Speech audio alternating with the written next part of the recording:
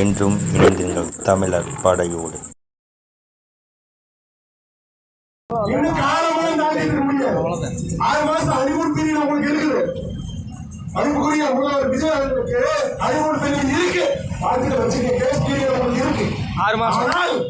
ஆனால் 6 மாசத்துக்குள்ள இந்த ஐயர் பிரிக்கிற சட்டம், உள்நுழைவு சீட்டை டிவிக்கு அரசாங்கம் நடைமுறைப்படுத்தலாம். உண்மையான நாம் தமிழர் கட்சி விடுதலை குறிப்பாடு ஒவ்வொருத்தரும் கேள்வி ஒன்றையே கிண்டல் பண்றீங்க, முடிச்சுட்டாங்க. ஒன்னே ஒன்று தெரிஞ்சுக்க, என் சகோதரன் சொன்னாங்க, நாங்கள் மீண்டும் படிச்சிடறோம். உங்கள் வாழ்க்கைக்கானவர்கள் நாம் தமிழர் கட்சி பிள்ளைகள் அல்ல. உங்கள் வாழ்க்கைக்கானவர்கள், உங்கள் ஒவ்வொருவருடைய வாழ்க்கைக்கானவர், உங்கள் புரிதியானவர், உங்களுக்கு உயிரானவர். அதை ஏன் புரிஞ்சுக்க மாட்டேங்க? நீங்க எத்தனை நாளுங்க கடந்த தேர்தலுங்க 2024 நாடாளுமன்ற தேர்தலில் நாம் தமிழர் கட்சி 8.2 விழுக்காடு வாக்கு வாங்கணும். 2026 எங்க சகோதரி ஒவ்வொரு வீடா உயிரை குறித்து சொல்றோம், கண்ணீர் வரும். ஒவ்வொரு வீடா கடலை தட்டி இங்க இருக்கக்கூடிய ஒவ்வொருத்தரும் ஒவ்வொருத்தர் வீடா தட்டி கேட்டோம். ஐயா வாக்கு எங்களுக்கு போடுங்க, உங்க வீட்டு பிள்ளைங்க இன்னும் வாக்கு சொல்லுங்க. இத்தனை நாள் 1 மாசம் இல்ல, உங்க வீட்டு பிள்ளைங்க 16 ஆண்டுகளை களத்தில் நிற்கும். உங்களுக்கு ஒரு மாற்றத்தை கொடுக்குறது, ஆனா நல்ல மாற்றத்தை கொடுத்துருக்கு. என்ன மாற்றம்? ஏமாற்றம். அது எங்களுக்கான ஏமாற்றம் அல்ல, உங்களுக்கான ஏமாற்றம். உங்க வீட்டு பிள்ளைங்க இன்னும் நீங்க கருத்தையே அறுத்து போட்டாலும் உங்களுக்காகத்தான் நாங்கள் கூடி சாவே வரல.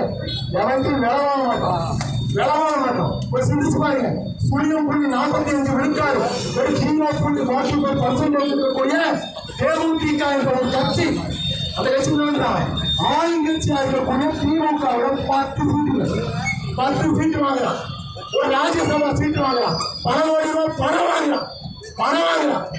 ஆனா உங்க வீட்டு பிள்ளைகள் 8.22 விழுக்காடு வாக்குகளை வைத்திருந்த போதும் எங்க ஆளுங்கட்சி கூப்பிட்டுக்க மாட்டானா? இல்ல எதிர்கட்சி கூப்பிட்டுக்க மாட்டானா? இல்ல இதர கட்சிகளை கூப்பிட்டுக்க மாட்டானா? பல கோடி ரூபாய் பணம் தரும், ஒரு 40 சீட்டு தரும். 0.45க்கு 10 சீட்டுனா 8.22 விழுக்காடுக்கு ஒரு 40 சீட்டு, 1000 கோடி ரூபாய் பணம் கொடுக்க மாட்டாங்க. ஏன் அதெல்லாம் விட்டுட்டு நடந்து நிற்கிறோம். ஏன் நிற்கிறோம்? உங்க வீட்டு பிள்ளைங்க உங்களுக்காக போராடுவீங்கன்னா நீங்க பாக்கெட்ல இருந்து 10 ரூபாய் பணத்தை போட்டு தான் நம்ம போராடுவோம். எவங்கிட்டையும் கார்பரேட் நிறுவனத்துக்காக போய் கையாளி நிற்கிற வேலை உங்க பிள்ளைங்க. நீங்க கம்யூனிஸ்டா ரவி இருந்தார், அவருக்கும் ஒரு 40,000 ஓட்டு போடுறீங்க. என்ன போராட்டம்? கார்பரேட் நிறுவனத்திடம் கையாளி பிச்சை வாங்கின தவிர கம்யூனிஸ்டுகள் செய்த சாதனை. இன்னைக்கு டிவி கேட்க 2 பேரும் கம்யூனிஸ்ட் போய் சாவரம். நான் கூட்டணிக்கு வராம சிபிஎம் மாற்றத்தை கொண்டு வர போறீங்க. என்ன மாற்றத்தை? சிபிஎம் செத்து பலமுறை கம்யூனிஸ்டோட கோட்டம் சொன்னாங்க திருப்பூர். ஆனா இப்ப இந்த நிகழ்வை நடத்தி கொண்டிருப்பது நாம் தமிழர் கட்சி உறவும் தொழிற்சங்க பாசகம் என்பத என்ன தொழிற்சங்க? நாங்கதான் உங்கள் உழைக்கும் மக்களுக்கானவர். போராடியே சாகட்டு நினைச்சாலும் அதுக்கு நாங்கள் வழிபட்டதில்லை. இன்னும் சொல்றோம், 2031 நீங்க வாக்கு செலுத்தாம போங்க. ஆனால் உங்களுக்காக உங்களுடைய குரல் வைக்கும். எங்க அம்மா அப்பா இன்னைக்கு தான் வந்திருக்கிறாங்க. எங்க சொந்தங்கள்லாம் இன்னைக்கு வந்தது எங்களுக்கு கூட்டுவேகமா இருக்கு. எங்களுக்கு ரொம்ப மனமகிழ்வா இருக்கு. ஏன்? மக்களுக்காக நாங்க போராட்ட காலத்தில் நிற்கும் போது எங்க உடன்பிறந்த சொந்தங்கள் அவங்க வயிற்றுல இருந்து நாங்க பண்ணோம், அவங்க களத்தில் நிற்கிறது எங்களுக்கு பெருமை. நாளைய தலைமுறையை மாற்றி அமைப்பதற்கான ஆர்வம் என்பதை இந்த நிகழ்வு நாடு தமிழ்நாட்டிலே முதல் போராட்டம். ஒரு ஆளுங்கட்சியாக வந்ததுக்கு அப்புறம், புதிய அரசு அமைந்ததுக்கு அப்புறம் ஒரு மக்கள் நலன் சார்ந்த போராட்டத்தை எந்த கட்சி எடுக்குதோ அதுதான் உண்மையான எதிர்கட்சி. அப்படி பார்த்தால் திமுக எதிர்கட்சி, அதிமுக எதிர்கட்சி, இருவரும் சிபிஐ கம்யூனிஸ்ட் கட்சிகள் அல்ல எதிர்கட்சி, விடுதலை சிறுத்தைகள் எதிர்கட்சி. உங்கள் வீட்டு பிள்ளைகள் நாம் தமிழர் கட்சி விடுதலை புலிப்படைதான் எதிர்கட்சி. நீங்க நான் திருப்பி பதிவு சொல்றேன். உங்களுக்கு காசு கொடுக்கணும், இலவசங்களை கொடுக்கணும், உங்க கூட நிக்காம உங்களுக்கு புகையிலை பொருட்களை, போதை பொருட்களை கொடுத்து உங்களுடைய வாக்கை வாங்க வேண்டும் என்றால் நாட்டை பிடிங்கிட்டு சாவுங்க. உங்களுக்கு மதிப்பு சொல்லி உங்களை அடிமைப்பட்டோம். தயவு செய்து சிந்திச்சு வாக்கு சொல்லுங்க. சொல்லுங்க. சிந்திச்சு 2027 வாக்கு சொல்லுங்க. ஏங்க இப்ப தேடி காலையில போய் நாங்கள் துண்டு வைக்க பார்க்க கொடுத்தோம். ஒவ்வொரு வீட்லையும் கொடுக்குற பண்ணு தெரியும். கொடுக்குறப்போ நீங்க கட்சிக்கு அப்பாற்பட்டு வாங்கன்னு தான் சொல்லுவோம். கட்சி சார்ந்து வராங்க. ஏன்னா ஜெகதீஷ் அவர்கள் வந்து நாம் தமிழர் கட்சியில் இருக்காரா இல்லையா என்பது எங்களுக்கு ஐயம் இல்லை. அவர் எந்த கட்சியில இருக்காங்க எங்களுக்கு தேவையில்லை. ஆனால் நாங்க போராடுறோம். ஏன் இந்த நிலத்தின் மகன், இந்த நிலத்தில் நீண்ட காலமாக வாழ்ந்து கொண்டிருக்கக்கூடிய தமிழர் என்ற அடிப்படையில அவன் கூட நிற்க வேண்டியது ஒவ்வொரு மாநில தமிழ் பிள்ளைகளின் கடமை என்று வந்து அதான் அவர் இந்த பிரச்சனையை பதிவா போட்டு விடும். பிரச்சனையை பதிவா போட்டுருவோம். ஏன்னா இதுக்கு பதிவு போட நேரம் இருக்குது, போராட நேரம் இல்லையா என்று கேட்கவன் எங்க வந்து சொந்தமாக செய்வார். பதிவு என்ன போட்டு போராடுன்னு சொன்னார். மாநில தமிழர்கள் சிந்திங்க, சிந்திங்க. உங்க எண்ணத்தில் இருக்கக்கூடிய விளக்கை தூக்கி அடிச்சு உடைங்க போதும். எங்களோட உயிர்ல எங்க உடம்புல உயிர் இருக்கிற வரைக்கும் கத்துவோம். எங்கள் இறுதி சொட்டு குழுவையும் இனத்தின் விடுதலைக்கே காத்திருக்கிறோம். ஆனா அந்த இனத்தின் விடுதலை யாரு கையில கையெழுத்து போறீங்க? யாரு எத்தனை நாள் மாற்றம்னு நாங்க நினைச்சு விஜய்க்கு போட்டோம். வரவேற்கிறோம், புது அரசு வரவேற்கிறோம், மாற்றம் வந்திருக்கு. இருவரும் திராவிட கட்சிகள் ஆட்சி அமைச்சாங்க, ஒரு மாற்றம் இல்லை. விஜய் வந்து ஒரு மாற்றத்தை விளைவித்திருக்கார். தன்னுடைய அமைச்சரவையில தமிழர்களுக்கு எத்தனை சீட்டு தெரியுங்களா? ஒண்ணு கூட இல்லை.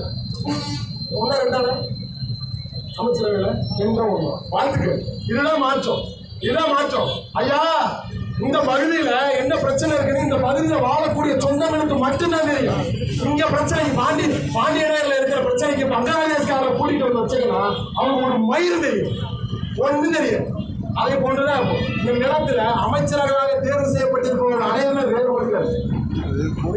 அவன் இந்த மண் சிந்திப்பாங்க. ஒவ்வொருத்தரும் எம்எல்ஏ பல கோடி ரூபாய் பணத்தை செலவு பண்ணியிருக்கு. பல கோடி ரூபாய் இங்க வெற்றி பெற்றிருக்க எங்க சகோதரி அப்படின்னா காலையில 5 மணிக்கு அந்த பெண் படை வெளியிடும். அம்மா காலையில 5 மணிக்குமா? காலையில 5 மணிக்கு வெளியிடுவாங்க. இரவு 7 மணி வரைக்கும் வேலை செய்வாங்க. களத்துல ஒவ்வொரு வீடா கட்டி ஒவ்வொரு வீட்டுக்கும் ஊரவர்கள் எல்லாம் போவோம். ஆனா எங்களுக்கு விழுந்த ஓட்டு 13,000 மட்டும்தான். ஒரு வீட்டுக்கும் போல விசில மட்டும் ஊட்டிட்டு தெருவா போய் அடிச்சுட்டு வந்தவர்களை வெற்றி பெற வைத்து விட்டுரு. என்ன மாற்றத்தை சத்தியபாமா கொடுக்க போறாங்க நீங்க பாருங்க. சத்தியபாமா என்றவரை வைத்து ஊழலை ஒழிக்க முடியுமா? வேடிக்கை. சத்தியபாமா எம்பியா இருந்தவங்க அவங்க மேல ஊழல் குற்றச்சாட்டு இல்லையா? மிகப்பெரிய ஊழல்வாதி. அவங்க வச்சு ஊழல் ஒழிச்சிட முடியுமா? நாங்க அரசு விமர்சிக்கலைங்க, கேண்டிடேட் விமர்சிக்கிறோம். நாங்க அரசாங்கத்தை விமர்சிக்கவில்லை, கேண்டிடேட் வேட்பாளர்கள் விமர்சிக்கிறோம். ஒருத்த பதிவு செய்தான் நான் வந்து என் சொத்தே கிடையாது, நான் செருப்பு கூட போடாம சட்டமன்றத்தில் வராங்க. அவன் அபிடபிட்ல தாக்கல் பண்ணி ஒரு நியூஸ் தனியார் ஊடகம் ஒன்று பதிவு செய்யறான். பல கோடி ஒண்ணுமே இல்லாத ஒரு ஏழையான எம்எல்ஏ உள்ள வர்றாரு அப்படின்னு போடுறான். அபிடபிட் தாக்கல் பண்ணது எடுத்து பார்த்தோம்னா 2.5 கோடி ரூபாய் சொத்து மதிப்பே காட்டியிருக்கான். ஆனா ஊடகம் பேக்ரவுண்டு மகனோ பாட்டை போட்டு ட்ரெண்ட் பண்ணி விட்டான். ஆனா உண்மையாவே பார்த்தா 10 கோடி ரூபாய் சொத்து மதிப்பு இருக்குது. அவனை வேட்பாளரை தேர்வு செஞ்சிருக்கீங்க. ஜோசியத்து மூலியமா புள்ளவாரி வைக்க முடியும் அப்படின்னு ஒரு பெண் பிள்ளை பேசுறா. கவர்மெண்ட் அவங்களுக்கு சீட்டு. நான் உங்களுக்கு லவ் ஏற்பாடு பண்ணி தருவேன். அந்த பெண் சொல்றேன், உங்களுக்கு காவலுக்கு நான் ஏற்பாடு பண்ணி தருவேன் சொல்லுங்க. உங்களுக்கு புற்றுநோய் இருக்குதா? ஜோசியத்து மூலியமா நாங்கள் கியூர் பண்ணுவோம். சத்தியத்தின் பிள்ளைகள், வேலு பிள்ளை, பிரபாகரன் பிள்ளை சத்தியத்துக்காக ஒண்ணு பேச மாட்டோம். அவங்க பதிவு செய்யறாங்க. நான் வந்து புற்றுநோயை ஜோசியத்தின் மூலியமாக நான் நிறுத்தி விடுவேன் பேசுறேன். ஜோசியத்தின் மூலியமா தயவு செய்து எப்படிப்பட்ட வேட்பாளரை நீங்க தேர்வு செய்திருக்கீங்கன்னு பாருங்க. ஆனால் உங்க பக்கத்துல நான் ஒன்றே சொல்றேங்க, நீங்கள் தேடியது தங்கத்தை, ஆனால் தொலைத்தது விலைமதிப்பற்ற வைரத்தை மனசு வச்சுக்க. நீங்க ஒவ்வொரு நாம் தமிழர் கட்சி வேட்பாளர் 234 சட்டமன்ற தொகுதி பெண்ணிய சுதந்திரம், பெண்களுக்கு இடஒதுக்கீடு பேசக்கூடிய 20 திராவிட கட்சிகளாக இருக்கட்டும், புதிதாக அமைத்து ஆட்சி அமைத்திருக்கக்கூடிய திமுகவாக இருக்கட்டும், பெண்கள் மட்டும் தான் அதிகம் பேசலாம். ஆனால் 234 தொகுதியில் எத்தனை சீட்டு பெண்களுக்கு கொடுத்துருக்காங்க. ஆனா உங்க வீட்டுக்குள்ளே உங்க ரத்தம் நாங்க கொடுத்துருக்கோம். 234 தொகுதிகள்ல 117 இடங்கள் பெண்களுக்கு போக 117 இடங்கள் ஆண்களுக்கு. ஆணுக்கு பெண் சமம் அல்ல, ஆணும் பெண்ணும் சமம் என்று நிரூபித்தவர் என்ற இந்த மண்ணில் பாதியை பெண்ணுக்கு கொடுத்தது எங்கள் அண்ணன் செந்தமிழன் புலிவாளர் மகத்தான். அதுக்காக சிந்திங்க சிந்திங்க. நீங்க வாழ்க்கை சிந்திச்சு ஓட்டாக்காக போன அதுக்காக ஓடு. தயவு செய்து வெறுப்பாது சொல்றோம். தயவு செய்து சிந்தித்து ஒவ்வொரு மாநிலத்தமிழ் வேலைகளும் உங்களுடைய வாக்குரிமை நாம் தமிழர் கட்சி வெற்றி பெற்று விட்டால் அது நாம் தமிழர் கட்சிக்கான வெற்றி, சீமானுக்கான வெற்றி, யாராவதுக்கான வெற்றி, கிடையாது. நாம் தமிழர் கட்சி வெற்றி பெற்று விட்டால் நாளைய தலைமுறைக்கான வெற்றி. நாம் தமிழர் கட்சி தோல்வி அடைந்து விட்டால் அதுவும் நாளைய தலைமுறைக்கான தோல்விதான் தோல்விதான். பத்து முறை பாடிய வராது பதுங்கி கிடக்கும் முடிய தமிழா செத்து மடிவது ஒரு முறை தானடா. செருக்களமாக வந்த இந்த நிலச்சொல்கள் அத்தனை பேருக்கும் உங்களுடைய எழுச்சியும் புரட்சியுமான வாழ்த்துக்கள், வணக்கங்கள். இனிமேலும் தொடர்ச்சிய காலத்தில் இந்த நண்பர் ஒரு ஆர்கனைஸ் பண்ணுவாங்க.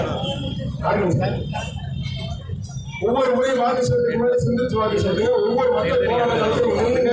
உங்களுக்கு ஒரு பிரச்சனை, உங்க வீட்டுல ஏரியாவில் தெருவில் இருக்கிறீங்க, சாலையில சொல்றீங்க, குடிநீர் பிரச்சனை இருக்குது அப்படின்னாலும் உடனடியாக காலையில குடிநீர் கீழே தொடர்பு கொடுத்துட்டு ஓடி போறாங்க. அதனால கீழே தொடர்பு எந்த நேரமா இலக்கு ஒன்றுதான், இலத்தின் விடுதலை குணம் ஒன்றாவும் இலக்கை வென்றாவும் அமைத்தாய் வாழ்க தலைவர் பிரபா.